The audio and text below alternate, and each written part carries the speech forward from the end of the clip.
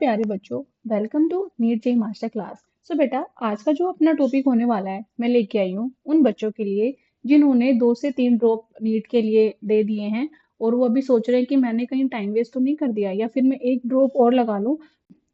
अब time waste करने का टाइम है ही नहीं, है ना। तो आप लोग ये मत सोचिए कि एमबीबीएस की जब आप करने के बाद में ही आप ज्यादा पैसा कमा पाएंगे। ऐसा नहीं है। आप किसी भी स्टूडेंट्स के लिए बहुत सारे ऐसे ऑप्शंस ऑल्सो हैं जिसमें आप एमबीबीएस से ज्यादा पैसा कमा सकते हैं।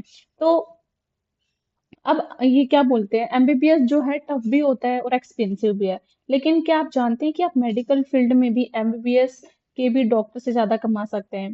आपको नहीं पता? तो चलिए आइए मैं बताती हूँ आपको। तो मैं लेके आई हूँ आप लोगों के लिए 10 से भी ज्यादा इक्वल पावरफुल एमबीबीएस से इक्वल पावरफुल कोर्सेज जिसमें आप एमबीबीएस से भी ज्यादा पैसा कमा सकते हैं। तो चलिए बेटा, हम वन बाय वन उनके बारे में बात करेंगे। तो यहाँ पे मैंने लिस्ट बनाई है कुछ कोर्सेज की। कुछ कोर्सेज मैं आप लोगों को वैसे भी बताऊंगी, है ना। तो आप लोगों को ध्यान से सुनना है और देखना है इनके बारे में। तो सबसे पहला कोर्स है जेनेटिक काउंसलर, आप बन सकते हैं। मेडिकल लैब टेक्नीशियन बन सकते हैं। फिजिशियन असिस्टेंट का कोर्स कर सकते हैं। रेडियोलॉजी टेक्नीशियन का कोर्स कर सकते हैं। बी फार्मा, एम फार्मा, या आप बोल सकते हो फार्मेसी आप लोग कर सकते हैं। बीएससी कर सकते हैं medical laboratory techniques, MLT. Clinical physiology बन सकते हैं आप। बायोटेक्नोलॉजिस्ट बन सकते हैं। और आपके पास और भी बहुत सारे ऑप्शंस हैं, जैसे कि फिजियोथेरेपिस्ट बन सकते हैं। आप नर्सिंग भी कर सकते हैं जिसमें बीएससी नर्सिंग या जीएनएम का कोर्स आता है। या फिर आप कर सकते हैं बेटा public health hospital administration course. ठीक है। तो वन बाय वन हम इनके बारे में बात करेंगे। तो सबसे पहले बेटा आता है हमारा जेनेटिक काउंसलर। जेनेटिक काउंसलर जो होते हैं उनका काम क्या है, पहले तो आप लोग ये समझ लीजिए। तो जो जेनेटिक काउंसलर होते हैं ना बेटा, इसमें काउंसलिंग होती है पेशेंट्स की। किसके साथ में? इनहेरिटेड डिजीज है अगर उनको, और उनके डीएनए की एनालिसिस होती है। इसका जो कोर्स होता है उसका ड्यूरेशन है 2 से 3 साल। 2 से 3 साल इसका कोर्स करने के बाद आप एक जेनेटिक काउंसलर बन सकते हैं। जिसकी अगर मैं सैलरी की बात करूं बेटा, तो 5 से 20 लाख पर एनम आपकी सैलरी हो सकती है अगर आप मेहनत करके अपना पूरा दम लगा के ये पढ़ाई कर लेते हैं तो। अगर हम बात करें कि आप बोलो मैम ये तो चलो 2-3 साल का कोर्स हो गया, लेकिन इसमें मेरी जो जॉब लगेगी कहाँ कहाँ पे लग सकती है, तो इसके स्कोप है बेटा जी। इसकी डिमांड बढ़ गई है आजकल कैंसर हॉस्पिटल्स में, आईवीएफ क्लिनिक्स के अंदर और रिसर्च लैब्स के अंदर। तो चलो इसके बारे में एक फन फैक्ट भी हम बात कर लेते हैं कि अगर आप लोगों को पढ़ाई करनी अच्छी लगती है और काउंसलिंग करनी अच्छी लगती है, तो ये आपके लिए परफेक्ट कॉम्बो है। कौन? जेनेटिक काउंसलर का। ठीक है। दूसरे में हम बात करते हैं बेटा जी कि मेडिकल लैब टेक्नीशियन, एमएलटी जो होता है उसके बारे में। ठीक है। तो एमएलटी में क्या होता है बेटा, डॉक्टर्स उन्हीं रिपोर्ट पर काम करते हैं जो ये बनाते हैं। मतलब कि जो मेडिकल लैब टेक्नीशियन लोग जो होते हैं, ये जो होते हैं डॉक्टर को रिपोर्ट बना के देते हैं, टेस्ट करते हैं ये लोग, और उसके आधार पे ही डॉक्टर जो है आपकी बीमारी को डायग्नोस कर पाता है। तो एमएलटी जो है कोर्स, ये बहुत ही अच्छा कोर्स है। 3 साल का ये कोर्स है बेटा जी। अगर आप लोग, ये मैंने फिर से बता रही हूँ, बहुत अच्छे से करते हैं तो 3 लाख से लेके 10 लाख तक आपकी पर साल की सैलरी हो सकती है। ओके। अब जिन लोगों को लैब में या प्रैक्टिकल फील्ड में काम करना अच्छा लगता है उनके लिए ये बेस्ट ऑप्शन है। ओके। थर्ड हम कोर्स की तरफ बढ़ते हैं जिसका नाम है बेटा जी क्या? रेडियोलॉजी टेक्नीशियन, है ना। क्या नाम बताया मैंने इसका कोर्स का? Radiology technician. अब देखो, आप लोगों ने कभी सुना है कि एक्सरे करने वाले भी लाखों रुपए कमा सकते हैं? कहीं ना कहीं तो सुना होगा। और आप लोगों ने एक्सरे की मशीन भी देखी होगी कहीं ना कहीं, या सुना होगा किसी से कि एक्सरे ऐसे होता है, इस चीज के लिए हम करवाते हैं। पर उससे चलाने वाले लोग भी पैसा कमा सकते हैं। आप लोगों को शायद पता होगा, नहीं पता है तो मैं बताती हूँ बेटा। रेडियोलॉजी टेक्नीशियन जो है एक 3 साल का कोर्स है जिसमें अगर आप अच्छे से करते हैं इस कोर्स की पढ़ाई तो 5 लाख से लेके 15 लाख पर एनम पर साल आप इसमें कमा सकते हैं। ठीक है। इसकी डिमांड की अगर मैं बात करूं, तो जो भी डायग्नोस्टिक लैब्स होती हैं, हॉस्पिटल्स होते हैं, उनके अंदर बेटा ये क्या है, इनकी डिमांड आजकल बढ़ गई है। अगर आपको हर मतलब ऐसे होता है ना, कुछ लोगों को विजुअल और टेक्नोलॉजी पसंद होती है, तो रेडियोलॉजी आपके लिए परफेक्ट है। आप इस कोर्स की तरफ बेटा जा सकते हैं। फोर्थ हम बेटा बात कर लेते हैं बी फार्मा और एम फार्मा या फार्मेसी के बारे में। ओके, तो आप मेरे को एक बात बताइए, जब भी हम बीमार पड़ते हैं तो हम कहाँ जाते हैं? डॉक्टर के पास। तो डॉक्टर क्या करता है? हमें डायग्नोज करके हमारे सिम्टम्स को समझ के हमें दवाई बताते हैं। तो अब ये दवाई बनाता कौन है भाई? डॉक्टर तो दवाई नहीं बनाता ना। तो दवाई बनाने वाले जो लोग होते हैं वो डॉक्टर से कम थोड़ी हैं। अगर उन्होंने प्रॉपर तरीके से दवाइयां बनाई हैं, उस फील्ड में अच्छे से काम किया है बेटा, तभी तो वो फार्मेसी के अंदर सेलेक्ट हुए हैं। तो डॉक्टर से कम नहीं होते कौन? डॉक्टर की लिखी हुई दवाइयों के बारे में बताने वाले। तो ये कौन होते हैं बेटा? फार्मेसी में सेलेक्ट हुए लोग। तो दवाई बनाने वाले भी डॉक्टर से कम नहीं होते हैं। तो देखो, इसका जो ड्यूरेशन है इसका कोर्स की, वो क्या है? 4 साल है। 3 से 12 लाख आप साल में कमा सकते हैं। और इसकी जो डिमांड बढ़ गई है बेटा, वो फार्मा कंपनीज के अंदर बढ़ गई है और रिसर्च के अंदर बढ़ गई है।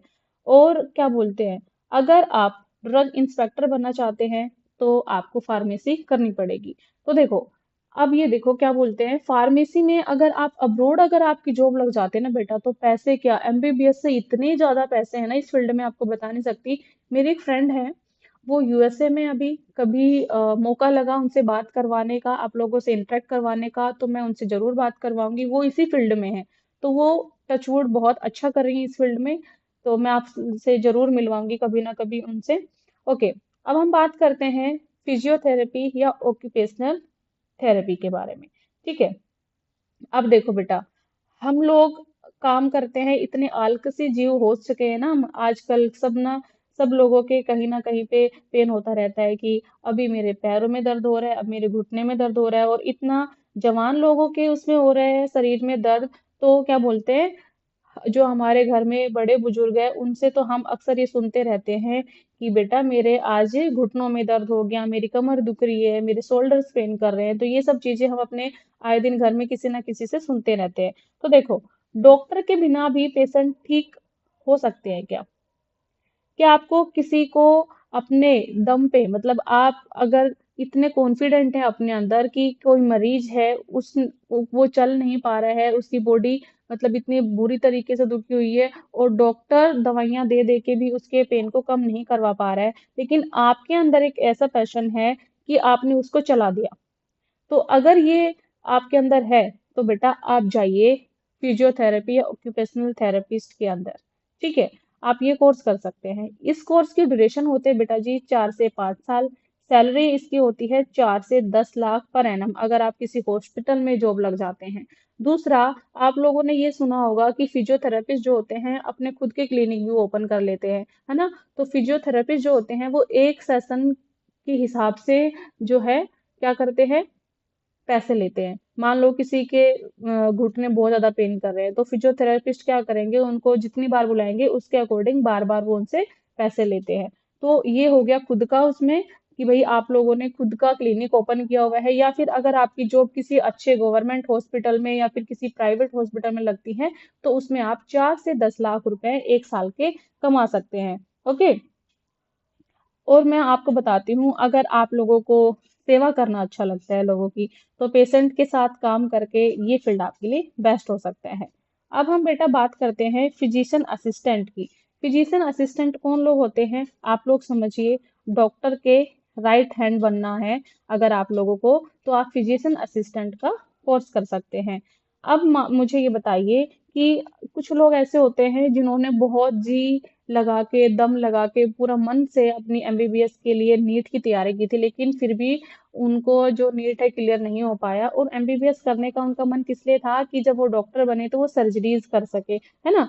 तो अब आप सोचिए कि कोई ऐसा कोर्स हो सकता है जिसको, जो एमबीबीएस के बिना भी आपके सर्जरी के शौक को पूरा कर सकते हैं? हैं? नहीं पता? तो चलो मैं बताती हूँ, ये होते हैं फिजिशियन असिस्टेंट, जो मैंने आपको बताया इसको क्या बोलते हैं, डॉक्टर का राइट हैंड ही बोलते हैं। तो इस कोर्स की जो क्या बोलते हैं ड्यूरेशन होती है बेटा, 3 साल होती है। सैलरी आप किसी अच्छे हॉस्पिटल में काम कर रहे हैं 6 से 15 लाख होती है। अगर आपकी जॉब अब्रोड लग जाती है तो वो सब केसेस में ही एक बात है कि आपकी सैलरी इंडिया में से ज्यादा ही होगी अब्रोड में। ओके, अब देखो, ये जो फिजिशियन असिस्टेंट वाला कोर्स है ना बेटा, ये एमबीबीएस का अल्टरनेटिव कोर्स है। तो ये जो कोर्स है ये बहुत स्ट्रोंग होगा आगे भी, है ना। तो आप इस कोर्स के तरफ भी देख सकते हैं कि अगर आपकी एमबीबीएस नहीं हो पाई तो 3 साल का ये आप कोर्स कर सकते हैं। अब हम बात कर लेते हैं बेटा जी क्लिनिकल साइकोलॉजिस्ट के बारे में। ठीक है, इसका साइकोलॉजिस्ट कौन होते हैं? जो हमारे माइंड के डॉक्टर होते हैं। और इसके अंदर क्या है बेटा, हाई पेइंग कैरियर है। अब देखो, बॉडी का इलाज तो सब करते हैं लेकिन माइंड का भी इलाज होता है क्या? आजकल की जनरेशन के अंदर इतना सारा प्रेशर है पढ़ाई का, हर एक चीज का, तो जिसके चलते जो है वो डिप्रेशन में चले जाते हैं। अगर दिनचर्या में देखें तो कुछ लोग ऐसे होते हैं जो घर परिवार पे उनके अनबन रहती है, जो भी प्रॉब्लम्स होती हैं उनकी लाइफ में, तो उसकी वजह से वो डिप्रेशन में चले जाते हैं, उनकी मेंटल हेल्थ जो है ठीक नहीं रहती। बेटा, बाहर हमारे घर के डॉगी जो है बार्क कर रहे हैं, तो आप प्लीज उस वॉइस को इग्नोर करना, है ना। तो देखो, क्लिनिकल जो आपके फिजियोलॉजिस्ट होते हैं, साइकोलॉजिस्ट सॉरी, तो उसमें क्या होता है कि आजकल इनकी डिमांड जो है ना बेटा वो बहुत बढ़ गई है। ये ड्यूरेशन होती है इस कोर्स की 5 से 6 साल। सैलरी की अगर हम बात करें तो 4 से 15 लाख पर एनम आप कमा सकते हैं। और मेंटल हेल्थ प्रोफेशनल की डिमांड जो है ना, आजकल कोई इग्नोर नहीं करता, ये मार्केट में बहुत बहुत ज्यादा बढ़ गई है। तो बेटा अब हम बात कर लेते हैं बायोटेक्नोलॉजिस्ट के बारे में। देखो, कोविड की जो वैक्सीन बनाई थी वो किसने बनाई होगी? आप लोगों को पता भी होगा कि जो वैक्सीन्स वगैरह बनाते हैं वो कौन बनाते हैं। तो बायोटेक्नोलॉजी जो होती है हमारे एक ऐसा फील्ड है जहाँ पे नई नई तरीके की रिसर्च खोज होती रहती है, दवाइयों के बारे में, वैक्सीन्स के बारे में। ठीक है, तो कोविड की जो वैक्सीन बनाई थी वो भी काम किसने किया था बेटा? बायोटेक्नोलॉजी ने किया था। अगर रिसर्च और साइंस दोनों चीजों में अगर आपका मन है ना बेटा, तो ये जो कोर्स है बायोटेक्नोलॉजिस्ट का, ये आपके लिए बेस्ट नहीं, द बेस्ट हो सकता है। इसमें बहुत ज्यादा फ्यूचर है। आप आगे जाके अगर ये कोर्स, मतलब अभी ये कोर्स कर लेते हैं तो आपको आगे जाके रिग्रेट नहीं होगा कि मैं एमबीबीएस नहीं कर पाया, क्योंकि ये जो कोर्स है बहुत ही ज्यादा हाई पेइंग कोर्स है। देखो, ड्यूरेशन है इसकी 4 से 5 साल, इसको मन लगा के कीजिए। सैलरी जब जब किसी जगह पे आप जॉब लग जाओगे, बायोटेक्नोलॉजिस्ट आप कहलाएंगे, तो आपकी सैलरी हो सकती है बेटा 6 से 25 लाख पर ईयर। ठीक है, तो जो भी लोग रिसर्च करना चाहते हैं, जिनको इनोवेशंस पसंद हैं, तो उनके लिए कोर्स क्या है बेटा? बेस्ट है। ओके, अब हम बात कर लेते हैं बेटा जी जो नर्सिंग होती हैं, बीएससी नर्सिंग या जीएनएम। ठीक है, इनका जो वर्क कल्चर है वो क्या होता है? हॉस्पिटल की केयर करना, आईसीयू के अंदर उनकी ड्यूटी लगती है, इमरजेंसी सर्विसेज होती हैं, तो वो सारे जो वर्क हैं वो किसके अंदर आते हैं? नर्सिंग के अंदर आते हैं। सैलरी की अगर हम बात करें तो 3 से 9 लाख पर एनम इनकी सैलरी हो सकती है। और अब्रोड के अंदर जो बीएससी नर्सिंग या जीएनएम जो हैं उनके डिमांड बहुत ज्यादा बढ़ गई है, तो वहां पे उनकी सैलरी 25 लाख से भी ज्यादा हो सकती है ना। तो हाईली रेस्पेक्टेड और ऑलवेज इन डिमांड कौन सा कोर्स है बेटा आपका? बीएससी नर्सिंग या जीएनएम बोल सकते हैं। हॉस्पिटल मैनेजमेंट और पब्लिक हेल्थ, ये भी एक कोर्स होता है बेटा। जो हॉस्पिटल मैनेजमेंट और पब्लिक हेल्थ वाले होते हैं वो डॉक्टर तो नहीं बोलेंगे, लेकिन पूरा हॉस्पिटल इन्हीं के अंडर चलता है। तो डॉक्टर को मैनेज करने वाले का कैरियर भी जो है होता है, तो उस कोर्स को हम बोल सकते हैं क्या? एमएचए या एमपीएच। तो अगर आपको लीडरशिप पसंद है और लोगों की सेवा करना पसंद है, तो ये आपके लिए एक सक्सेस का पाथ हो सकता है।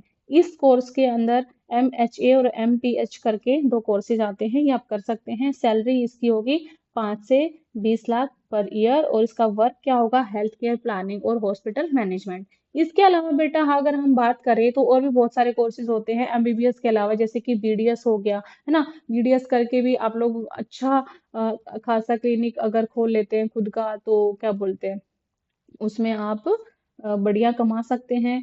आयुर्वेदा से रिलेटेड जो भी कोर्सेज होते हैं वो भी आजकल ट्रेंडिंग में है, वो भी आप कर सकते हैं। और अगर इन सब में भी आपका मन नहीं है कि मुझे हर कोर्स के लिए 3 4 साल देने पड़ेंगे, फिर मुझे और मेहनत करनी पड़ेगी टेस्ट वगैरह देने के लिए, तो बेटा इन कोर्सेज के अलावा भी कुछ कोर्सेज होते हैं, जैसे कि अब देखो जो बच्चा 2-3 साल 4 साल से पढ़ाई कर रहा है तो ऑब्वियस बात है उसके कॉन्सेप्ट तो क्लियर हो गए होंगे। तो एक टीचिंग कल्चर जो है, टीचिंग की तरफ भी आप जा सकते हैं, बीएससी एमएससी करके नेट और ये जो अपना गेट वगैरह सीएसआईआर है उनको क्लियर करिए, आप पीएचडी स्कॉलर्स बनिए और अपने प्रोफेसर लग जाइए, है ना। तो आप ये भी कर सकते हैं, या फिर आपको लगता है कि मैंने इतनी पढ़ाई कर ली है कि मेरे ये 2-3 सब्जेक्ट तो हैं बहुत स्ट्रांग बन गए हैं, लेकिन नीट में सिलेक्शन नहीं हुआ, कोई बात नहीं, 1-2 साल देके आप यूपीएससी की भी तैयारी कर सकते हैं। तो बेटा ये थे आपके बहुत सारे कोर्सेज ऑफर, जो आप एमबीबीएस के अलावा कर सकते हैं, इनमें अच्छा खासा पैसा कमा सकते हैं। अगर आपको ये वीडियो अच्छा लगा है तो please do like share comment and subscribe to our channel, और अपने दोस्तों को जो टेंशन में है कि मैं एमबीबीएस नहीं कर पाया मुझे क्या करना चाहिए, उसको ये आप वीडियो जरूर सेंड करना। सो बच्चों मिलेंगे नेक्स्ट